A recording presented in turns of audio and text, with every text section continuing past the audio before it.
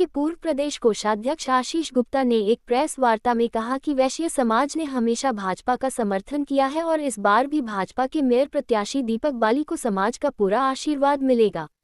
उन्होंने कहा कि विपक्षी यह अफवाह फैला रहे हैं कि वैश्य समाज कांग्रेस प्रत्याशी के साथ है, जबकि सच्चाई यह है कि वैश्य समाज एक राष्ट्रभक्त और समाजसेवी समाज है। उन्होंने कहा कि केवल भाजपा ही एक ऐसी पार्टी है जो राष्ट्रहित में काम करती है। चाहे धारा 370 को हटाना हो, राम मंदिर का निर्माण हो, उत्तराखंड में समान नागरिक संहिता लागू करना हो या वक्फ बोर्ड को समाप्त करना, ये सब केवल भाजपा ही कर सकती है। उन्होंने कांग्रेस पर निशाना साधते हुए कहा कि कांग्रेस सत्ता में आने पर धारा 370 को वापस लाने की बात करती है। उनके अध्यक्ष आज तक राम मंदिर के दर्शन करने तक नहीं गए। कांग्रेस ने ही वक्फ बोर्ड का गठन किया था। उन्होंने कांग्रेस प्रत्याशी से इन मुद्दों पर अपनी राय स्पष्ट करने की मांग की। आशीष गुप्ता ने कहा कि वैश्य समाज आज भी पूरी तरह भाजपा के साथ खड़ा है और भाजपा के पक्ष में मतदान करेगा। उन्होंने ये भी कहा कि भाजपा ने हमेशा वैश्य समाज को सम्मान दिया है। उत्तराखंड से नरेश बंसल को राज्यसभा सांसद बनाया गया, प्रेमचंद्र अग्रवाल को कैबिनेट मंत्री बनाया गया और ओम बिरला को लोकसभा अध्यक्ष बनाया गया। कांग्रेस प्रत्याशी को वैश्य समाज का दामाद कहे जाने पर उन्होंने कहा कि पंजाबी और वैश्य समाज में वैवाहिक संबंध आम हैं। ऐसे में इस तरह की बात करना विपक्षियों की ओछी मानसिकता को दर्शाता है। नगर निकाय चुनाव अपना चरम है, हमारा चुनाव प्रचार बहुत तेजी से बढ़ रहा है, लेकिन ये महसूस हो रहा है कि जो विपक्ष की पार्टियां हैं कुछ बातें करके समाज को भ्रमित करने की कोशिश कर रही हैं। जैसे हमारे वैश्य समाज के बारे में आज सबसे पहले परिचय कर दूं। हमारे साथ बैठे हुए हैं हम सबके बहुत ही परम आदरणीय हमारे कृष्ण कुमार वकील साहब, जिन्हें एक बार भारतीय जनता पार्टी के द्वारा यहाँ पे प्रत्याशी भी बनाया गया। हमारे ईश्वर गुप्ता जी, जो कि भारतीय जनता पार्टी के वास्तव में बहुत बड़े स्तंभ के रूप में रहे और हमारे मंडल के काशी मंडल के दो बार नगर अध्यक्ष रहे। साथ में हमारे शक्ति प्रकाश अग्रवाल जी, जो कि हमारे मूल प्रकाश अग्रवाल जी के सुपुत्र हैं और एक काफ़ी प्रतिष्ठित परिवार से वैश्य समाज से आते हैं। तो आज जो यहाँ पर बैठने का एक कारण है कि इस चुनाव प्रचार जो भारतीय जनता पार्टी का और या और पार्टियों का होता था, एक बहुत सौहार्दपूर्ण तरीके से होता था। ये पहली बार एक ऐसा है कि काशीपुर को कहीं ना कहीं जातियों की निगाह से देखा जा रहा है। तो इसमें ये महसूस हुआ कि वैश्य समाज को कहीं ना कहीं ये दिखाया जा रहा है कि वैश्य समाज किसी पार्टी विशेष के साथ लग गया है। तो अब ये कांग्रेस के द्वारा जो भ्रमित प्रचार है, इसके बारे में एक स्पष्टीकरण देना बहुत आवश्यक था। एक लगातार जो प्रयास किया गया कांग्रेस प्रत्याशी के द्वारा कि भारतीय जनता पार्टी के अलावा जो वैश्य समाज है वो आज कांग्रेस प्रत्याशी के साथ है।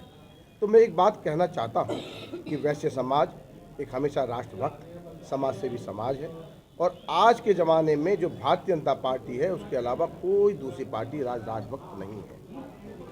आज धारा 370 हटाने की बात हो, राम मंदिर बनाने की बात हो या देश समाज को दंगा फ्री करने की बात हो, ये भारतीय जनता पार्टी है जिसने पूरे देश में, हमारे क्षेत्र में, हमारे प्रदेश में एक शांति का वातावरण दिया है। तो ये वैश्य समाज हमेशा ऐसी ही पार्टी के साथ रहना चाहता है जो समाज के बारे में चिंता करती है। रही कांग्रेस की बात, यदि हम केंद्र स्तर पर देखें तो ये अपने में प्रत्याशी जो हमारे कांग्रेस के प्रत्याशी हैं उनसे भी पूछना चाहता हूं, वो अपने विचार बताएं कि धारा 370 के बारे में उनके जो केंद्रीय अधिकारी हैं, उनके अध्यक्ष हैं, वो कहते हैं एक बार हम सत्ता में आ जाएं तो धारा 370 को वापस लेके आने वाले हैं। उनका क्या स्पष्टीकरण है? ये वक्फ बोर्ड के बारे में, जिसके द्वारा हम सब समाज की ज़मीनों पर अवैध कब्जे किए गए हैं, जिसके बारे में भारतीय जनता पार्टी हमेशा हटाने की बात या उसका एक सरलीकरण करने की बात करती है, उसके बारे में हमारे प्रत्याशी क्या कहना चाहते हैं। ऐसे ही आज जो कांग्रेस के प्रत्याशी रहे, उनके जो अध्यक्ष हैं, वो आज तक राम मंदिर में दर्शन करने नहीं गए। आखिर क्या घृणा है ऐसी राम मंदिर से, ऐसे हमारे राम को, जिनके अस्तित्व को कांग्रेस ने नकारा था, जिसका आज वैश्य समाज जिनके आराध्य हैं, जिनकी लगातार पूजा करता है, आज ये कांग्रेस पार्टी के प्रत्याशी बताएं कि ये उस पार्टी का प्रतिनिधित्व करते हैं जिसके विचार क्या हैं। कि उस विचारों के बारे में जब स्पष्टीकरण देंगे तब ये वैश्य समाज सोचे कि उस पार्टी के प्रत्याशी को हमें समर्थन देना है या नहीं देना। रही बात आज भारतीय जनता पार्टी ही एक ऐसी पार्टी है जिसने वैश्य समाज को पूर्णतया सम्मान दिया है।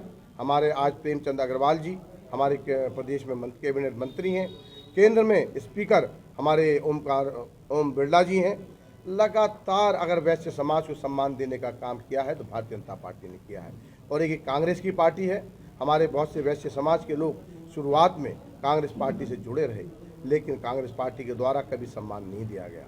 और लेकिन ये हमारी जो भारतीय जनता पार्टी है, एक ऐसी पार्टी है जो सर्वधर्म समभाव, सर्व जाति समभाव, सब लोगों को लेकर साथ चलती है।